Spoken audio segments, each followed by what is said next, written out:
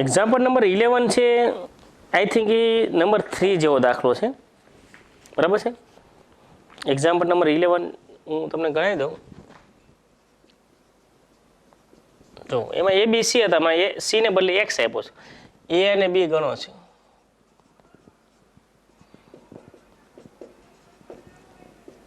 પછી છે કોઈ પણ ગણ એક્સ માટે,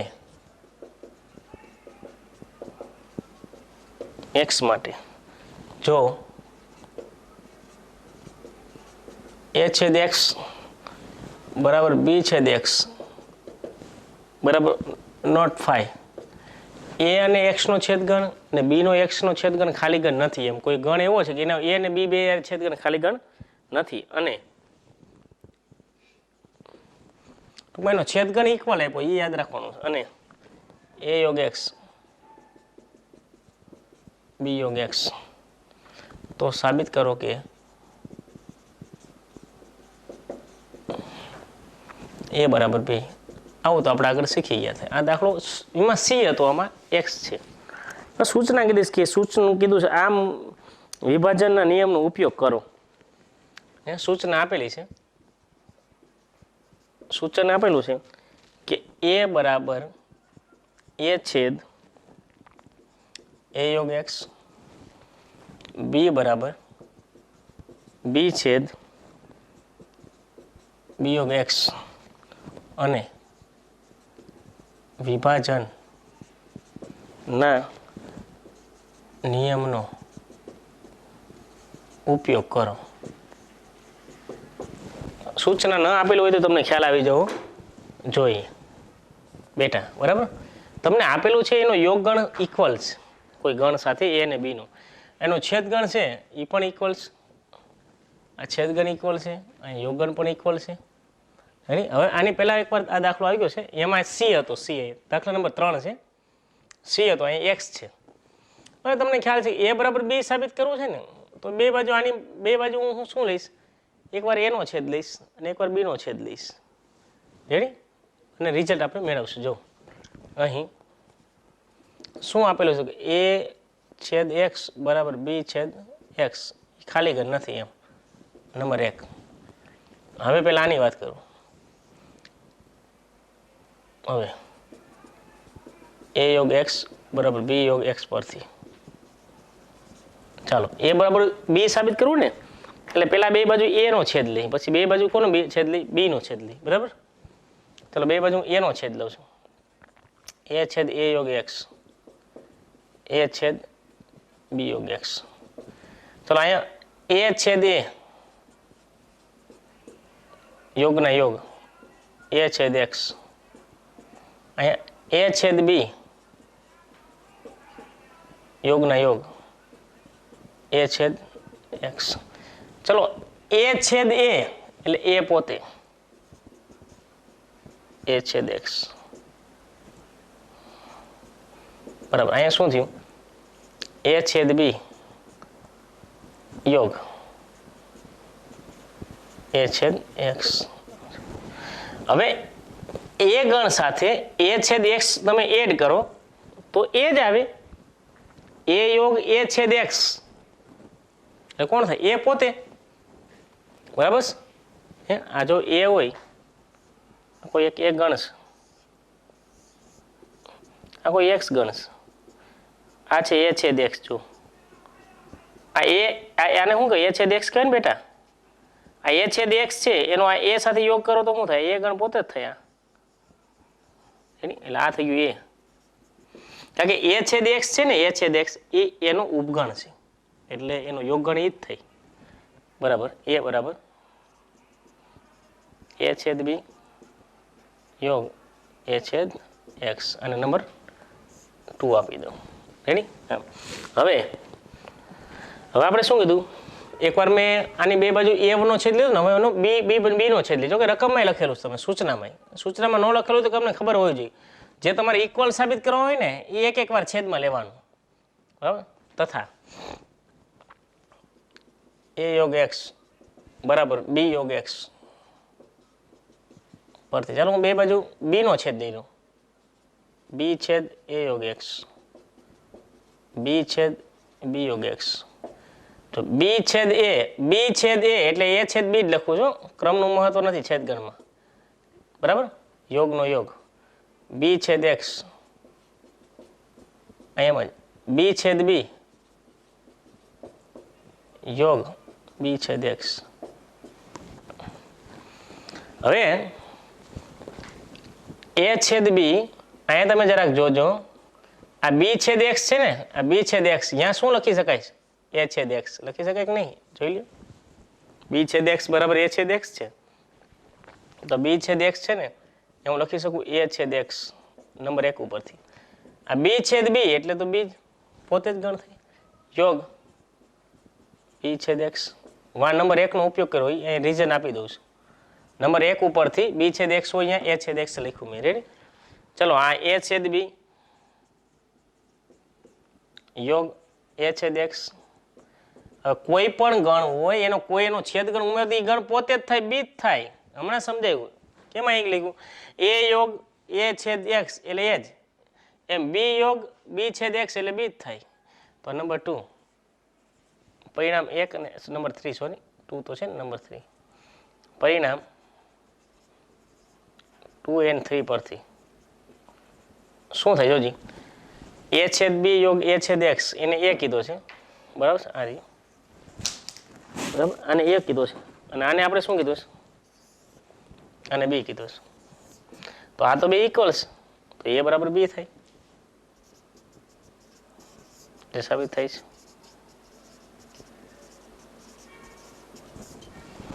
ખ્યાલ આવી ગયો? એકદમ સરળ છે. આ બે ઇક્વલ છે ભાઈ. આ દાખલો નંબર 3 જેવો જ છે. નંબર 3 એમાં સી ગણ છે, અહીં એક્સ છે, એક્સ સી, બરાબર. નેક્સ્ટ આપણે જોઈએ કે એ બી અને સી એવા તમે ગણ શોધો કે જેથી એ છેદ બી છેદ સી ને એ છેદ સી અરિક ગણો થાય. અરિક ગણો એટલે ખાલી ગણ ન થાય. એનો બી સાથે છેદ લ્યો, બીનો સી સાથે છેદ લ્યો અને સીનો એ સાથે છેદ લ્યો, એ ખાલી ગણ થશે નહીં. પછી ત્રણેયનો છેદ પાછો ખાલી ગણ થવો જોઈએ, બરાબર નંબર. ટૂંકમાં તમારે એવા મેળવવાના, એકદમ સરળ છે કે ત્રણેયમાં ન હોય ને એવું નહીં લેવાનું. જો હમણાં સમજાવું, આપણે ત્રણેય ગણનો છેદગણ કેવો બેટા કીધો? ખાલી ગણ. હા, સામાન્ય વસ્તુ એ બી અને સી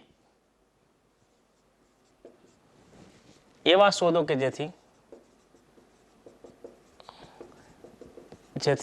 પ્લાનિંગ સાથે લેવાનું. એ છેદ બી અલ્પવિરામ બી છેદ સી અને એ છેદ સી અરિત ગણો થાય.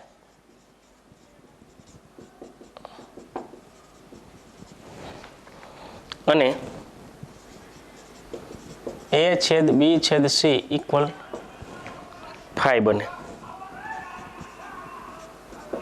હવે તમારે એ છેદ બી છેદ સી, એ બી ને સી ત્રણેયનો છેદગણ ખાલી ગણ કરવાનો છે. એનો અર્થ તો એવો થયો કે ત્રણેયમાં કોઈ કોમન સભ્ય આવો જ ન જોઈએ, તો જ ખાલી ગણ થાય ને, તો એ સભ્ય ના આવે આન્સરમાં. ધારો કે જો, ધારો કે આ એની અંદર હું લઈ લઉં એ બી, હાલો બીની અંદર લઈ દો મેં બી સી. બી તો મારે છે ને બી સીમાં લેવાય જ નહીં. જો બી ને હું સી માં લઉં તો એ છેદ બી છેદ સી તો બી આવી જાય, ખાલી ગણ કહેવાય નહીં, બરાબર. તો એની અંદર શું લેવાનું? સી.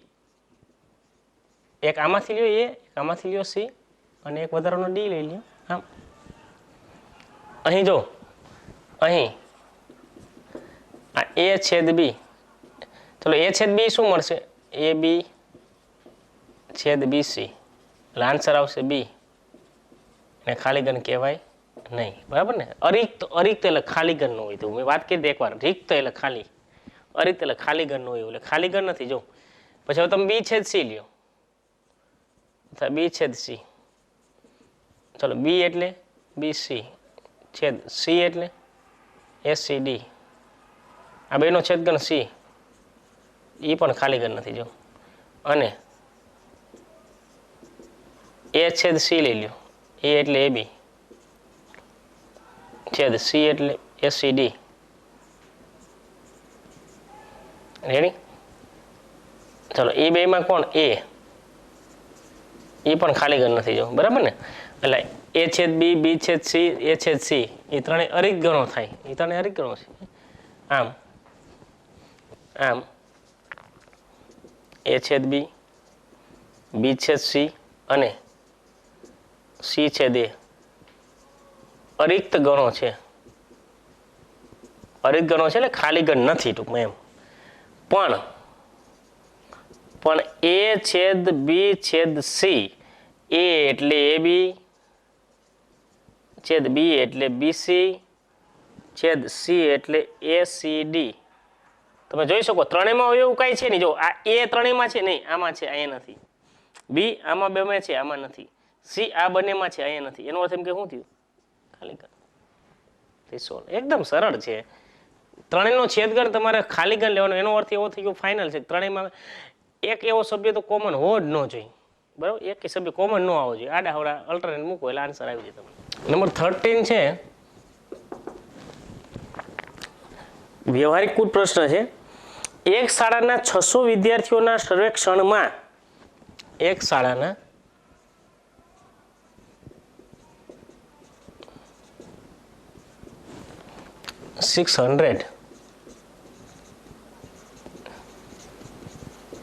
વિદ્યાર્થીઓના સર્વેક્ષણમાં 150 વિદ્યાર્થીઓ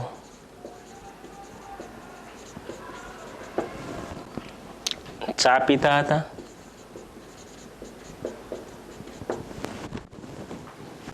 અને 225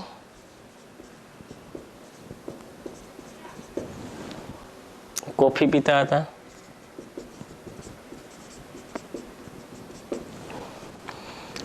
સો વિદ્યાર્થીઓ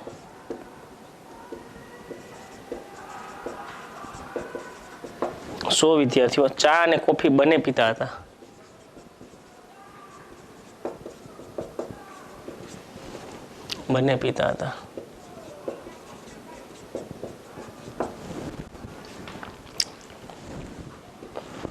કોફી અને ચા બંને પૈકી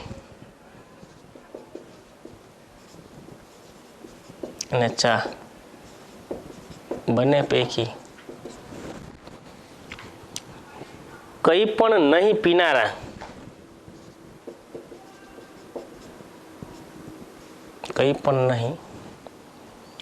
પીનારા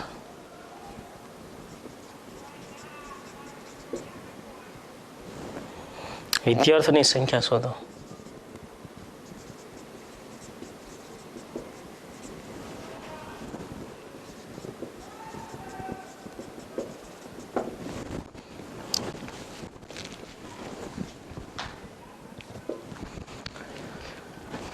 ચા ને કોફી બંને પૈકી કઈ ન પીતા હોય ભાઈ, ચા પણ ન પીતો હોય એટલે એ ડેશ અને કોફી નો પીતો હોય એટલે બી ડેશ, એટલે એ ડેશ છેદ બી ડેશ મેળવવાનું. પહેલા તો તમને સમજણ હોવી જોઈએ. એકદમ ઈઝી વસ્તુ છે. પહેલા તો એક શાળાને 600 વિદ્યાર્થીઓના ટોટલ વિદ્યાર્થીઓની સંખ્યા છે 600. 150 વિદ્યાર્થીઓ ચા પીતા હતા. ધારો કે ચા પીતા વિદ્યાર્થીનો ગણ હું એ કહું, એ ધારો કે ગણ એ વિદ્યાર્થી ચા પીતા હોય એનો ગણ એ.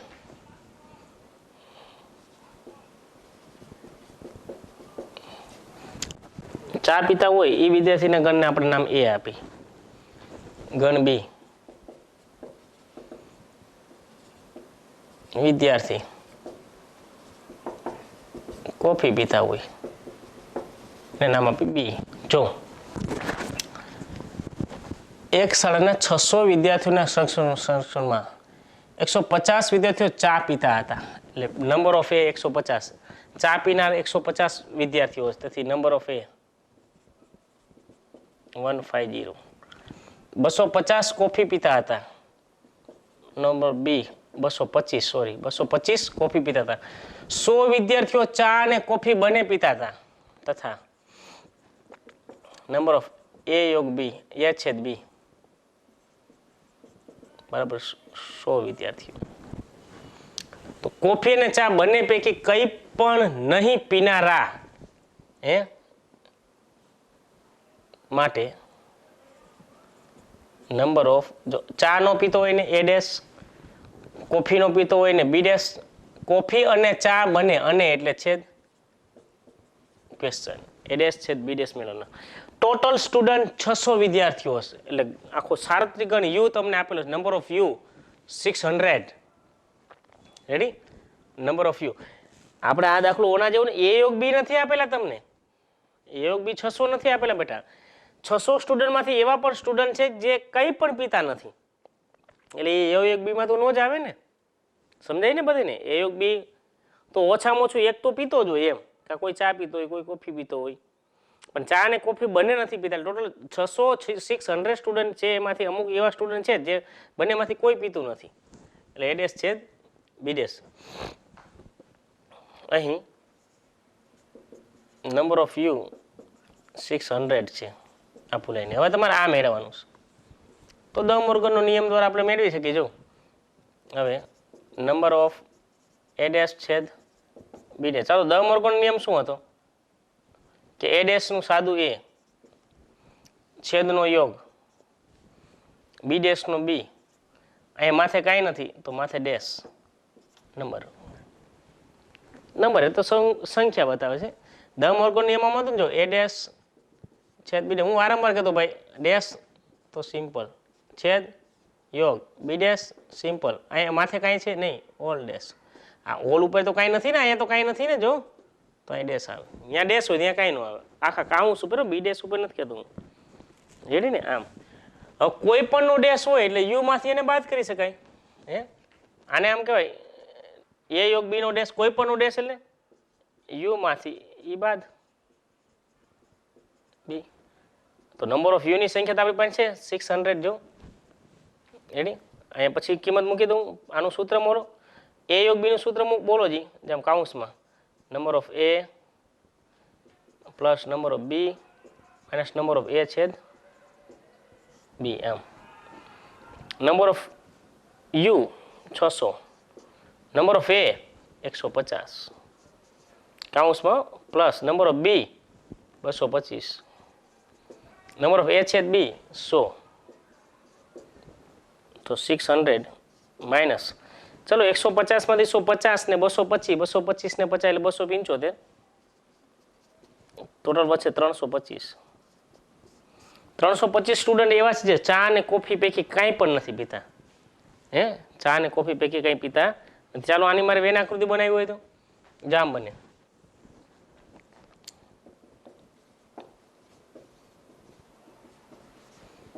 જો સરળતાથી આન્સર મળી જતા આપણે આમ ફટાફટ ગણ્યા વગર ખબર પડી જાય આકૃતિ ઉપરથી. આ એ છે, આ 20. ચલો પહેલા તો બંને ના જ આવે. 100 વિદ્યાર્થીઓ બંને પીવે છે, બંને. ચલો ચા પીવાળા 150 છે એટલે 50 અહીંયા આવશે. કોફી પીવાળા 225 એટલે 125 અહીંયા આવશે. ટોટલ 600 છે ને, તો બહાર કેટલા છે? આ 125, 100, 225, 50, 275, 275 ને 600 બાદ કરો એટલે 375. આ 375 સ્ટુડન્ટ એવા છે કે કાંઈ પીતા નથી. આ ગણમાં નથી ટૂંકમાં એમ. ચા અને કોફી પૈકી કાંઈ પીતા નથી. 325 સોરી, 275 325, 100, 200, 275, 600 માંથી બાદ એટલે 325. 325 સ્ટુડન્ટ એવા જે કંઈ પણ પીતા નથી. આ રીતની વેન આકૃતિ થઈ. શરત ગણ્યા વગર ખબર પડી જાય તરત જ. રેડી? પેલા બંને 100. હવે ચા 150 પીવે છે એટલે 50 આવશે. 225 છે એ કોફી પીવે છે એટલે 125 અહીંયા આવશે. આ ટોટલ સરવાળો 600 માંથી બાદ કરો, વધશે એ બહાર આવશે. એ તો આમાં ન જ આવે ને બે ગણમાં. એટલે એનો અર્થ કે 325 સ્ટુડન્ટ જેવા જ બંનેમાંથી કોઈ પણ પીતા, એક પણ પીણું પીતા નથી. રેડી? ચલો નંબર 14. વિદ્યાર્થીઓના એક જૂથમાં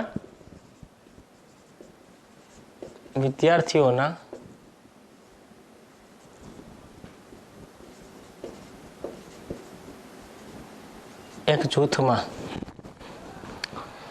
100 વિદ્યાર્થીઓ હિન્દી જાણે છે. 100 વિદ્યાર્થીઓ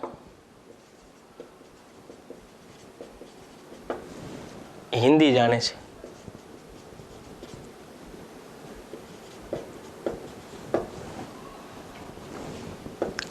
પચાસ અંગ્રેજી જાણે છે.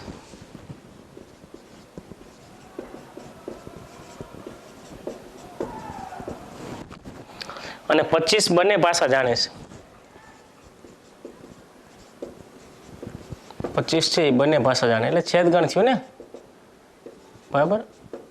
આમ કીધું. આ જૂથમાં કેટલા વિદ્યાર્થીઓ હશે? આ જૂથમાં સરળ દાખલો છે એકદમ. કેટલા વિદ્યાર્થીઓ હશે?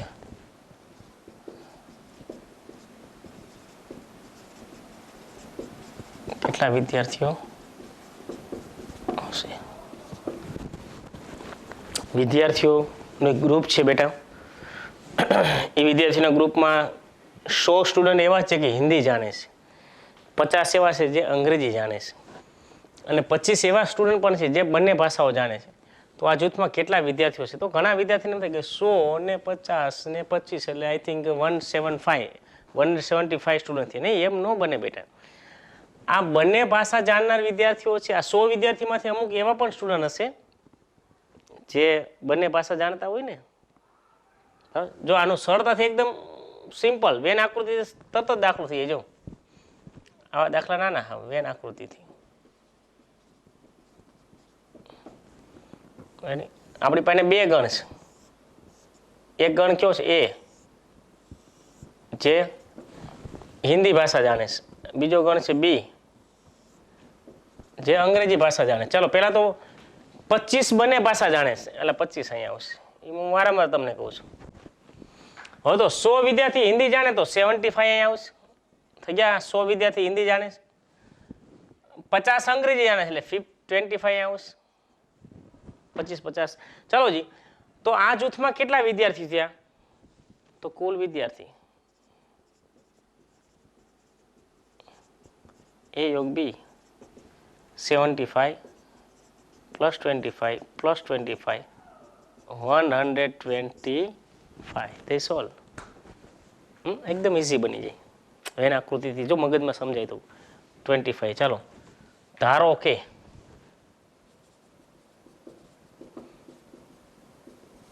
ગણે વિદ્યાર્થી હિન્દી ભાષા જાણે છે. વિદ્યાર્થી હિન્દી ભાષા જાણે છે. ગણ બી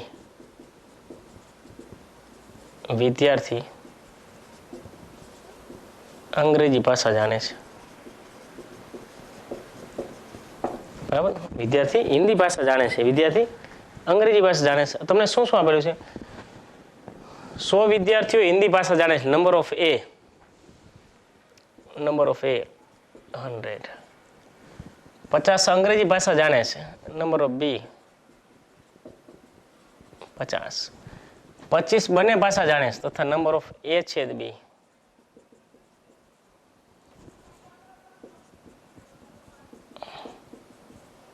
25. રેડી? તો આપણે મેળવવાનું છે બંને આ જૂથમાં કેટલા વિદ્યાર્થીઓ છે? એ યોગ બી. આનું સૂત્ર જ મૂકી દો.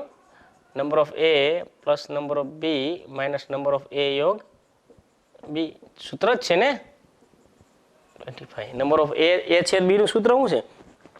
Number of A plus number of B minus number of A યોગ બી. છેદ હોય તો યોગ બાદ હોય, યોગ હોય તો છેદ બાદ હોય. Number of A 100, number of B 50, A યોગ બી 25. ચાલો 100 પ્લસ 5 એટલે 150 માઇનસ 25 નંબર ઓફ એ યોગ બી. રેડી? તો નંબર ઓફ એ યોગ બી શું મળે? 150 માઇનસ 25 125 અને છે 125. આમ તેથી આ જૂથમાં કેટલા વિદ્યાર્થીઓ છે? આ જૂથમાં 125 વિદ્યાર્થીઓ હશે. ઓકે, ટોટલ 125 વિદ્યાર્થીઓ હશે, જેમાંથી 100 સ્ટુડન્ટ એવા છે જે હિન્દી ભાષા જાણે છે, 50 સ્ટુડન્ટ એવા છે જે અંગ્રેજી ભાષા જાણે છે, અને 25 સ્ટુડન્ટ એવા છે બંને ભાષા જાણે છે. રેડી? Next question.